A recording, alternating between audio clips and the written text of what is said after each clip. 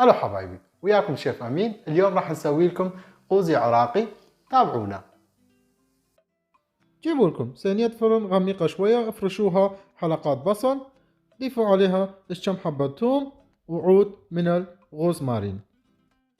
وهسا نجي للتتبيل. كتف الخروف مالتنا، زيت زيتون، ملح، بابريكا.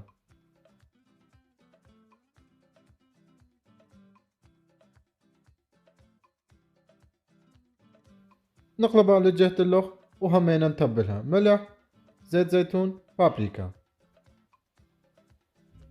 وهسا نخلي وياها كوبين مي، نغطيها كل شيء بورق القصدير، وندخلها الفرن على درجة حرارة 200 لمدة 4 ساعات. وهاي هي النتيجة بعد ما طلعت من الفرن. هسا نجي للتقديم. أكيد راح نقدمها ويا تمن. قال لكم طعم البصل اللي خليناه جوا اللحم ايش قد كان طيب. هسا نزينها بشوية شعرية فستق شيء خرافي من جد. اللحمة كانت دايبة، حتى شوف شلون العظمة تطلع من اللحم. أهم شيء لا تنسوا دعمنا حتى نستمر. وبس هيجي صار القوزي مالتنا جاهز يخبل.